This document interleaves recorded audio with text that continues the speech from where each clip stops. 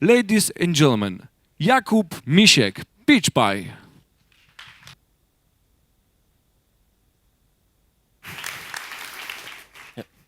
Thank you.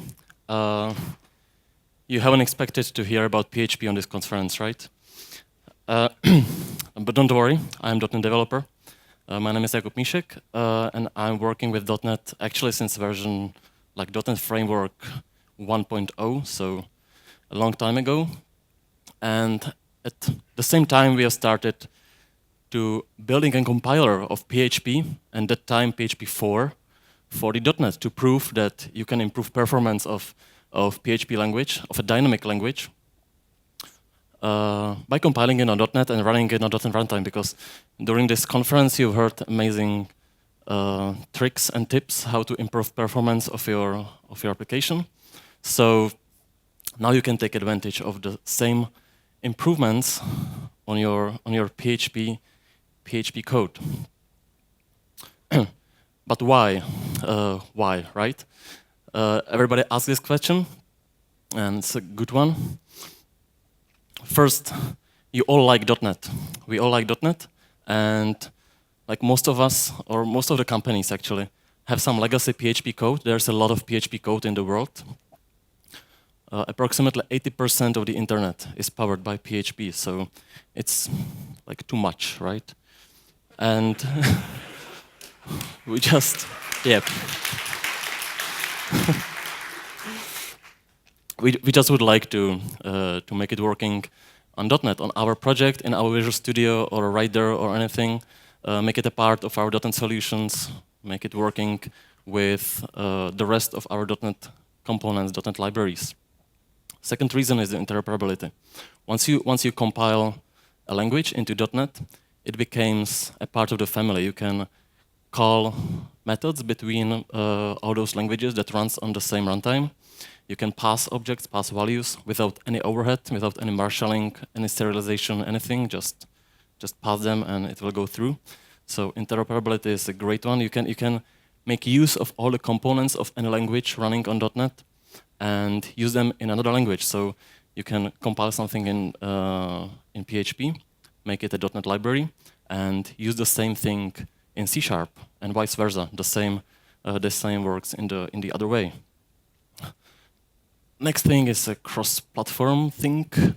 So anything running on .NET Core obviously runs on your tablet, mobile phone, your watches, not those ones, but the smartwatches, the televisions from LG and Samsung, and so on and so on. You can develop games, you can develop UI on .NET. So anything that compiles to .NET can run on all those devices without any additional work. Microsoft does it for you. Security, I won't be talking about security much, but great thing about the .NET is a lot of people in Microsoft and a lot of people in the open source community making sure it won't crash, it behaves securely. There are no buffer overruns in .NET, unlike in PHP, which is written in the old C language, and they like have some troubles with it. Also, you are running on .NET, so everything is updated through Windows Update, and you have always the latest certificates. You are always using the latest OpenSSL library. You are always having the latest time zone information from the Windows Update. So everything is updated, secure, and safe, and nice. Your Windows administrator knows it, so it's a good thing. And one of the last is maintainability. You are maintaining just one environment, so you set just one web server, just one IIS server, just one ASP.NET Core web server, just one thing, and running all your ASP.NET Core, Razor, or your websites and PHP websites on the same environment. So you don't have to set up some Apache or how is it called, the other PHP stuff. You just need a .NET environment. But last, not listed in here, is the performance. Since it's compiled to .NET, you can take advantage of everything you've heard in this conference. So all the JIT, all the garbage collection, all the nice, neat optimizations that are done for you are a part of the .NET runtime. So you take advantage of those things, right?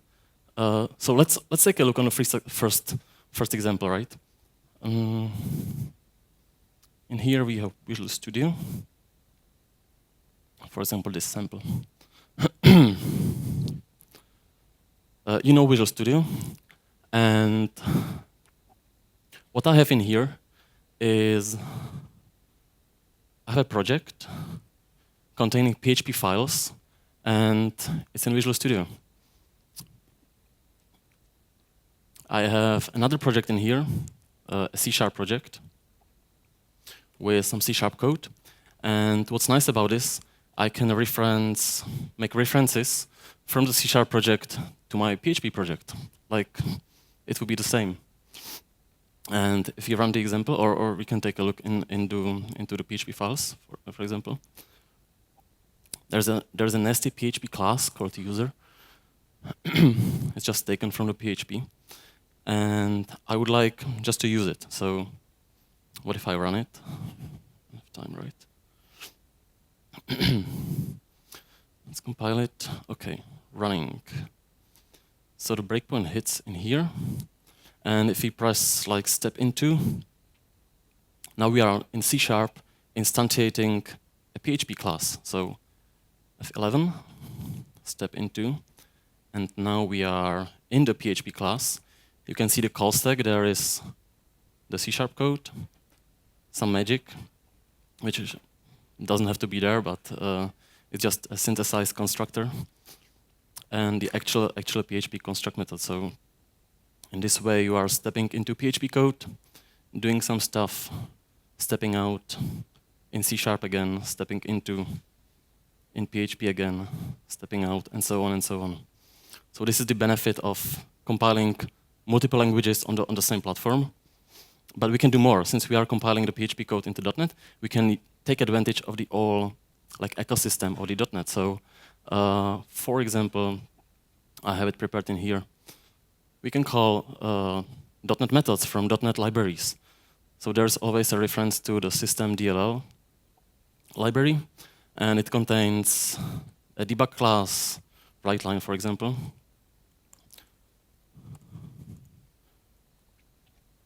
And let's put a breakpoint in here.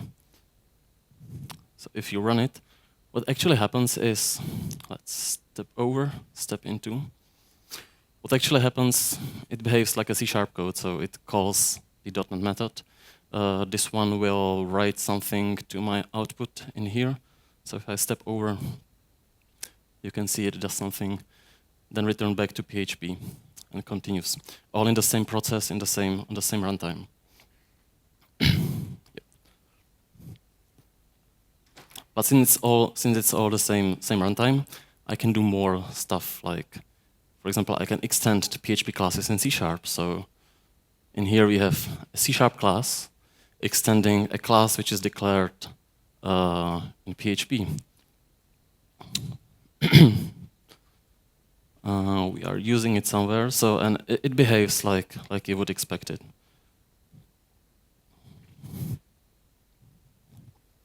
Okay, so this is a constructor of our C# class. Step into, it calls first the base of our PHP class. We are in PHP.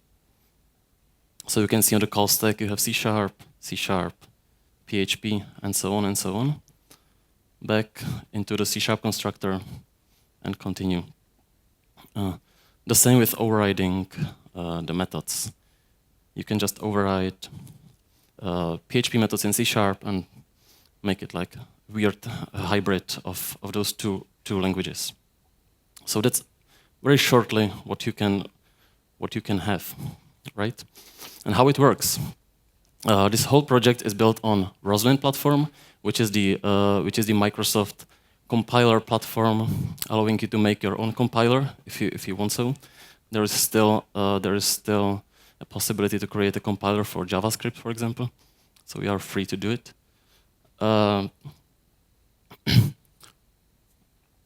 It begins with the PHP code. The compiler slices the PHP into Roslyn symbols Roslyn semantic trees and so on. It performs, very important step, the compiler performs the type analysis because PHP is a dynamic language and you just don't want to have dynamic stuff in your code. You want everything direct and static and fast. So there's a type analysis which finds out what types you use in your code and gets rid of the most of the dynamicity of the code. That's why it may be like faster when you compile it, thanks to the type analysis. And then it creates a regular DLL file that you are used to create from your C#, for example, or Visual Basic or F#. Together with the DLL, it creates a PDB file with sequence points, so that's why you can debug it. And .NET debugger and core CLR debugger, they don't care what language it was. It just needs the PDB file and the DLL file. And also it creates XML files with documentation, so the compiler also parses the PHP commands from the source code and creates XML documentation files, which you may use, for example, to generate how documentation, or it will help your IntelliSense when you are using PHP code. And this all makes it possible to take advantage of the entire .NET ecosystem, including, for example, the Samsung Tizen, so you can write software for your smart television in PHP if you wish, right?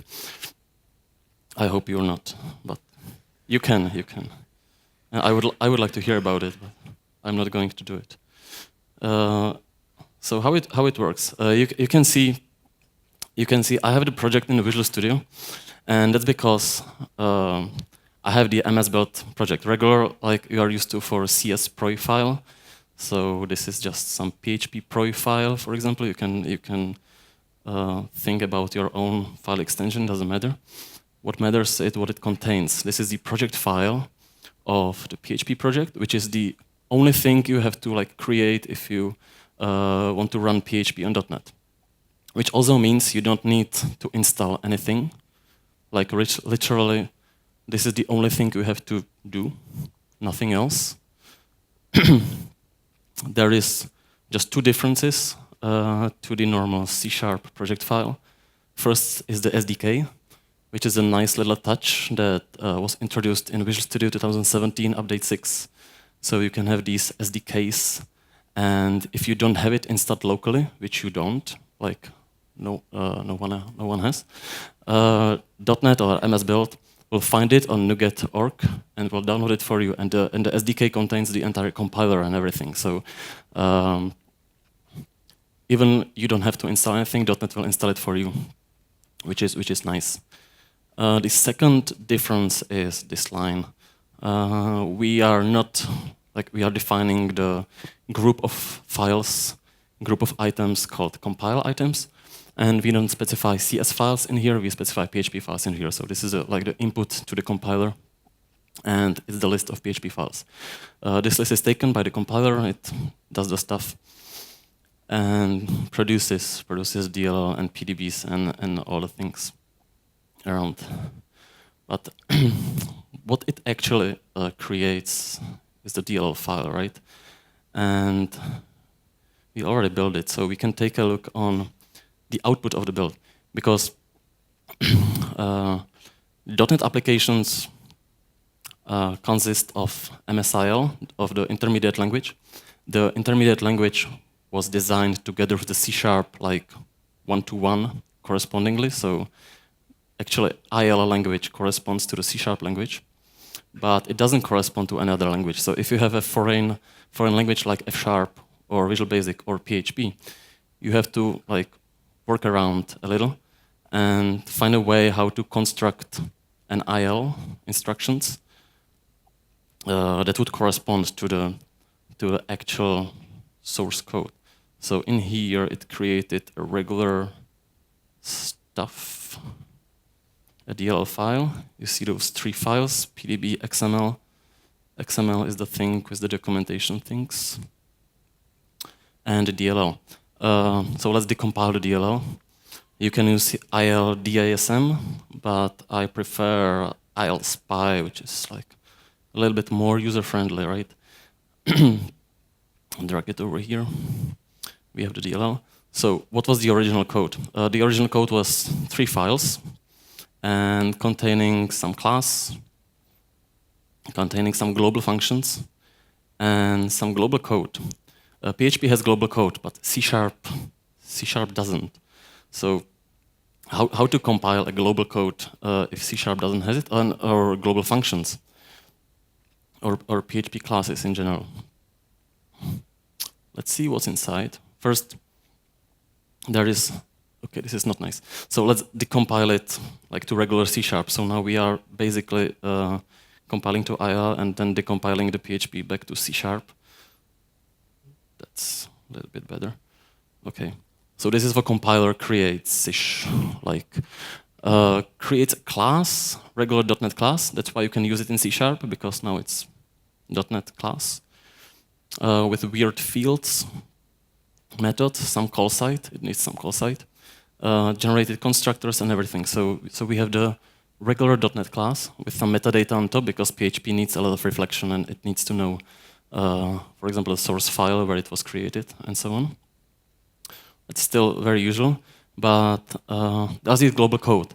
And C# doesn't have global code, so we, or the compiler, compiles the global code into a static methods, static main methods, enclosed in its own class.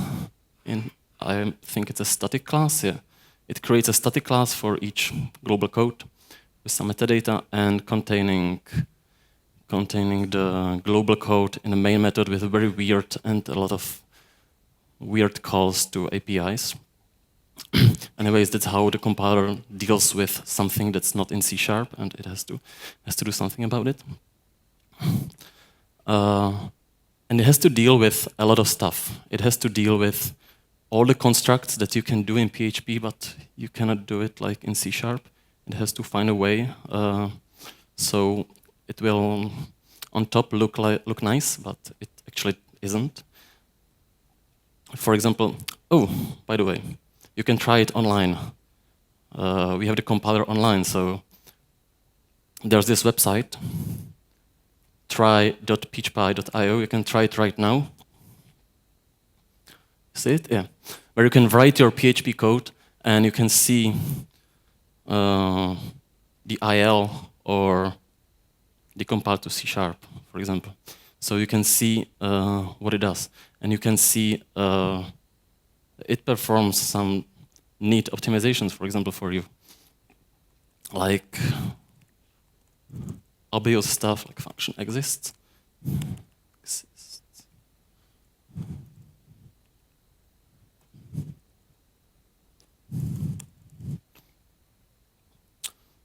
So you see, by default, it converts somehow to .NET. But if it's something it knows it's true, it just removes the condition and so on. So regular data flow analysis and similar stuff. This is actually what we use for when we work with our clients to optimize their applications. They can quickly check pieces of code and find out if it's performing fast or not. So this is very helpful too. And you can always try to find out and to experiment if it can handle your weird PHP syntax or not. Anyways, there is much more that the compiler has to do. For example, let's start with the simple ones, traits. PHP allows you to work with traits, which is a really weird stuff. You may know it from Java, for example. Java does it. It allows you to define multiple inheritance on your object. It's something you cannot do in C#. You shouldn't do it anyways in other languages, but you can do. And traits in Java and PHP works like it copies a content of another class into your class. So you can copy or merge multiple classes into one using those traits, which is something you just cannot do in .NET. So the compiler has to find a way. And in this example, is it big enough? It's big enough. In this example, you can see that trait is not just merged into your class, because you would end up with a lot of like duplicate code if just merge traits into all your classes. So it uses the same approach in Java, like this. Okay. Say word is a trait. It's something that's supposed to be included into other classes to allow you to do the multiple inheritance. So it is a normal class, but problem is the trait doesn't know what is this, for example, what is self, or what is parent, or in what class it's contained. So it has this as its parameter, like in here. It has the generic argument self. So in runtime you can define what self is, and then it contains the method itself. There's a parent, say hello, but it doesn't know what parent is, so it has to do it dynamically using call sites. And this is all the stuff that compiler does for you. It finds out, it creates the call sites, and it handles all the dynamicity. Then if you want to use the trait in the C# class, or if the compiler has to use the trait in the C# class, it synthesizes the special field with the weird names and creates an instance of the trait. And in the class, my hello world, which uses the trait, which has to include all the members of the trait in it, there's this synthesized member of the trait which forwards the call to the instance of the trait. So that's the kind of stuff that the compiler has to deal with and that has to emit for you, and you don't have to care. So if you would like to use traits in your .NET application, but you can't because C# doesn't allow you to, you can use PHP for it. You can why not, right? Actually, you can use it for other C# classes using the small PHP stub. Import all your C# classes into another class. You have your multiple inheritance, and then you can continue using C# over and over, and don't care about there was a PHP stuff in it. The same with parameters. In .NET or in .NET metadata, you cannot specify default values other than like literals, strings, null, or byte arrays. But in PHP, you can have like regular arrays as a default value of a parameter. So compiler has to create a regular signature of a function. It adds some metadata, so analysis and other stuff works better then. But it has to also create an overload for you, where it passes the default value for you. So again, this is the stuff that compiler has to deal with to make you feel like you are working with what you think you are working with, but you're actually not. On this conference, we'll be talking about virtual dispatch and calling methods. This is not the interface though, this is the classes. But the problem is in PHP, all the methods are virtual, and we don't want to do everything virtual because it's slow. So in some cases, compiler can decide it just doesn't make the method virtual. If you take a look on the class X, the function must be virtual because there is always a chance someone would like to override the class X. If we mark the class final, compiler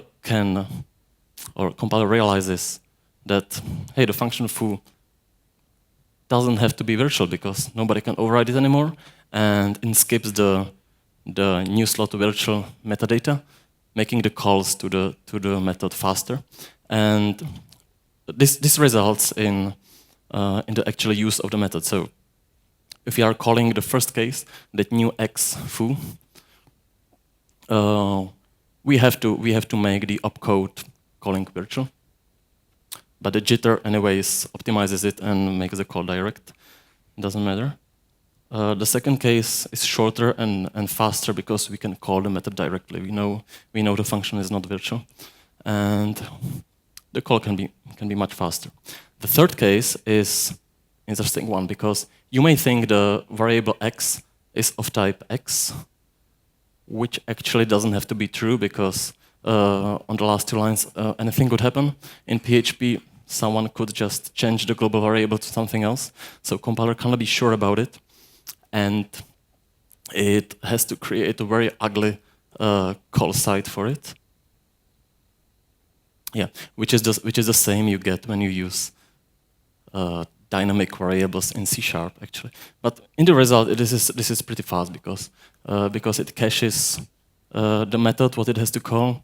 It remembers the condition, like the x is of type x, and it works pretty fast. It gets inlined and everything. So even though it is a pretty big piece of code, the result is fast. But again, it's something that compiler does for you. And if you want to create a really big piece of IO, you can just use dynamic stuff in PHP. Okay, again, the next include. This is something, again, not in C#. Inclusion of a global code. And since you remember that every global code is a static method main, and compiler knows the name of the script it has to include, it can optimize it and call directly the compiled method main from the step we saw earlier. The other case is if the compiler doesn't know what's being included, it has to again do some dynamic stuff to resolve the code in runtime, find it in your compiled assembly, and make the call to the main using reflection. So every time you are working with our clients and they want to optimize their application, this is one of the first things we do. We just get rid of the dynamic inclusions, because if it's static, if it's direct, it gets inlined by jitter, and also the analysis of the code may work much better because it knows what's happening in your code, right? The next construct is anonymous classes. You cannot write anonymous classes in C#, but you can write them in PHP. So in this case, again, compiler creates something for you, creates internal sealed class, and then uses it like another class. So another case where it does something for you, and if you would like to use anonymous classes, you can use PHP for it. Okay, and this is one of the last examples. In PHP, you can have static local variables, which you shouldn't do, but you can. And the compiler, again, has to deal with it. So first, it's weird to have static local variables. And second, it's not static as you are used to from the C#. It's a different kind of static. It's static in the scope of the current web request, not the current process. So it has to wrap the static thing into its own class and make sure it's instantiated and maintained and then disposed when the request ends. So again, compiler creates weird wrappers for it, creates some statics class, wraps it into the class. Then when you are using it in your PHP code, it takes the current context, which represents the current web request, ask the API to instantiate lazily the container, and so on and so on. So just for you, so you can imagine what the compiler has to do to make things working nicely on the .NET platform, on IL, which is not designed for this. Good. So that was quick introduction to the things that the compiler has to do. But PHP is for websites, right? And we've been talking about some IO until now. Anyway, since we know that every global code is compiled into a static main method, we can run it on the ASP.NET Core open source Kestrel web server as a part of your regular application, and make the PHP running on top of the .NET Core stack in the ecosystem without having PHP or the other servers. So what do we have here? This is it. This is it. So in order to run something on ASP.NET Core, you take advantage of so-called request delegate. You have the request pipeline. You install or you add request delegate to it, which handles the incoming request, and it can decide if it passes by or it handles it and returns some data. In this case, we have the extension method called usePHP. Everything is called use something, so we have usePHP. You give it a library with your compiled PHP code, and this extension method handles the request, and if it's something like index.php, it finds the compiled index.php in the DLL file and passes the execution to the method. So let's run it. Nice. It's up, okay. So nothing.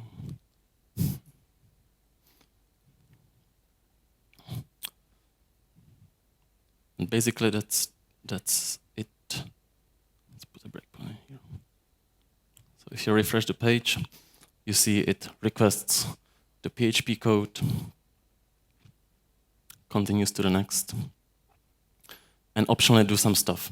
And in this example, we have rendering a partial view in the PHP code, because since it all runs in the single process, it all runs on the Dotnet runtime. We would like to take advantage of something we have implemented somewhere else. So in here, we have the Razor partial view, as we are used to with a model class. And we wanted to include it in the PHP, right? Why not?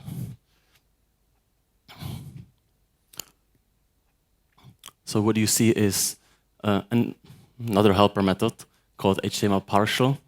It finds the partial view in your compiled code base. In this case, the partial view named user or underscore user. And if we press step into, we are in the partial view. And rendering the partial view using the model we have got from the parameter, and then continue then in the PHP code. What's nice about this example is, yeah, I think this is rendered from Razor, but you requested a PHP page. What's nice about this example is you have like a little hybrid. You have some legacy code, some old code from PHP, and it needs to use the new stuff from the Razor. And it works without changing anything, it just sticks together. Also, you can see there is a model class user, and it's used in your Razor view. So this Razor view uses class user, which is defined in PHP. It's a model of the Razor view. It gets instantiated in the PHP. What's the 5? In here, it's created and passed happily to the Razor view. It doesn't care. It just uses it as the model. And you can, for example, inspect the variable using the .NET Core debugger, and everything like works without any issues because it's all the same, right? You can do the same thing all around. You can render a PHP code in your Razor view, for example. So the other example does exactly this thing. We have the Razor view. And there's a helper method, HTML PHP.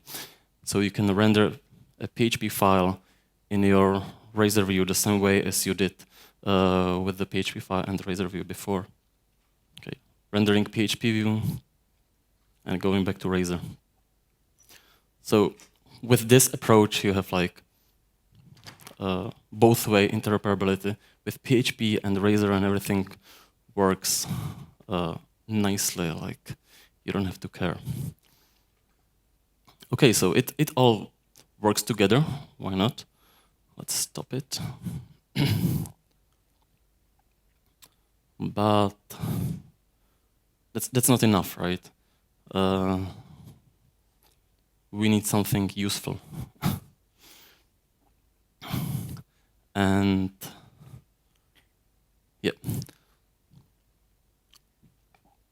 And since we are running on .NET, we can use the same tooling as the whole .NET has. So we can have the Visual Studio, we can have the debugger, we can have the diagnostics, and we also have the performance profilers. We have the web servers, we have everything all together. So let's put it together and run some real-world application. In this case, like if you like it or not, WordPress powers more than 35% of the websites. So let's compile WordPress into .NET and make those 35% of the internet run on .NET, right? It will be awesome and maybe faster. So what we did, we just created a project file. It's a little bit larger because it has to have some content in it, because we want to pack all the JPEGs and CSS files in the project as well. Otherwise, it's a normal project file with our SDK. So it's not Microsoft Net C# SDK, it's PeachPie Net SDK. It compiles all the PHP files except for some content and config samples. We don't have to compile it. The same for tests. We can exclude tests from the compilation. And that's it. That's just a single file we've added to the sources of the WordPress. Otherwise, it's regular PHP. But you don't have to even take a look in it. First, let's rebuild the project. I guess it will take a while, like a few seconds. So now it parses all the PHP files, finding all the issues, making type analysis, and reporting all the diagnostics it's found, which is usually a lot. PHP projects tend to be like heavy buggy, containing a lot of warnings and errors. In this case, how many of them? I don't see the number. In this case is nothing. Okay, in this case it's a lot. All of this are warnings, something that shouldn't be there, but it's still there, and 35% of the websites is running on it. For example, they are using a lot of deprecated functions. They are using some undefined things, assertions to string, which is not allowed anymore. What else? Like, okay, this class doesn't even exist, so.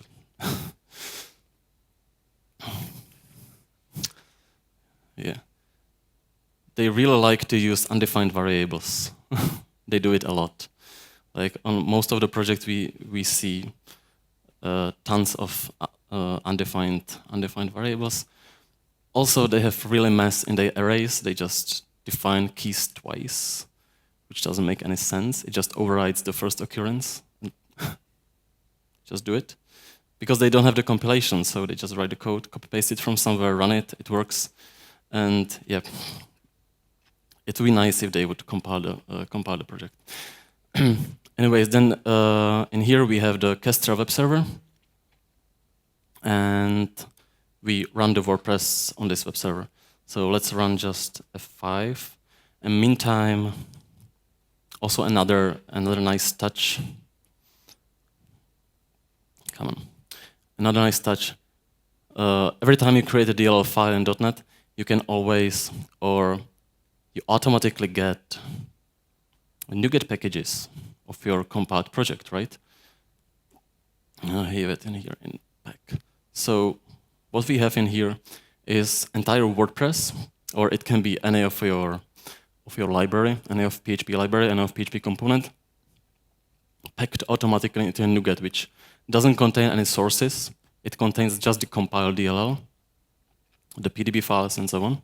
And you can just give it, and you can upload it to nuget.org, give it to clients. They can use it like any other .NET library, .NET dependency, and use it, including all the classes and methods it contains. So, which is pretty neat. And you can just don't say a word about its original PHP. Like, you shouldn't. They don't like it. Usually people don't like it. Okay, for your interest, we can also take a look. Where is it? WordPress bin debug. There's this huge DLL file. It contains the entire WordPress compiled into a single DLL file. You can take a look into it, of course. There's all the synthesized types you don't have to care about. There are all the types from the WordPress compiled as .NET assemblies.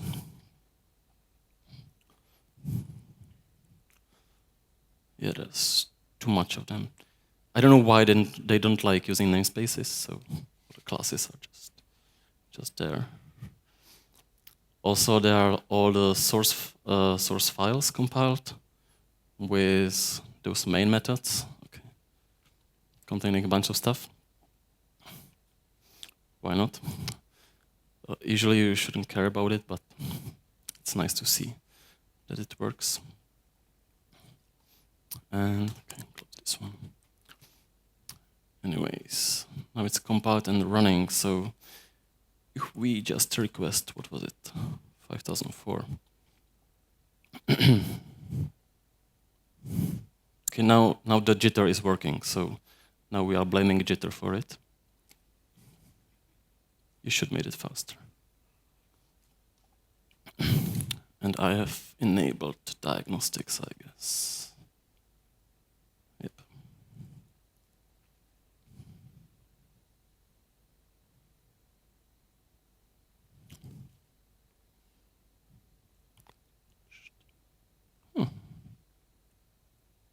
Oh, here we go. And that's it. Okay. That wasn't hard, right? You can take a look on my task manager. There is no PHP at all. There's just .NET. You can just click through, and yeah, and that's it. Let's go to the dashboard. Is the dashboard? This is dashboard. Okay. Let's go to the dashboard. So, usual stuff, usual WordPress, without that buggy PHP. Oh, you're recording it. Nice. In addition, we have added a widget in C#, so we can actually extend WordPress, or you can extend WordPress with a C#. So this piece of code is an extension written in C#, like injected into WordPress. It's written somewhere. Okay, I don't have any time yet. I don't. Okay, so very fast. We can write plugins. We can pass delegates into PHP code. In here, we are generating an HTML passing to the WordPress. So here we are in PHP. PHP calls some callback, but the callback is actually a .NET delegate. It gets called, it gets passed to some writer, calls the C# code, returns some string, and back to the PHP, and so on and so on. So you can even extend those applications without modifying the PHP application. In the same way, you can replace, for example, the PHP classes with .NET classes, so you can improve the performance by just removing the piece of crappy PHP code and writing it again in the C#, and you don't have to change the original PHP code. You just replace pieces of it with C# and making things faster and faster. And since it's running on .NET, I have automatically benchmarks, performance diagnostics. So I can simply enable CPU profiling because I'm already debugging. And of course, you should run it in release and so on. Make some requests, like posts, plugins, something, media. Okay. Am I recording it? I'm recording it. Break all. And I have the regular profiling of the PHP code with the Visual Studio. So the usual stuff you are used to. Profiling, you see the percentage of what line or what statement of code takes what time, and so on and so on. So I think I have finished like 5 minutes ago, so that's all from me. Thank you very much. Jakub Míšek, ladies and gentlemen, thank you very much.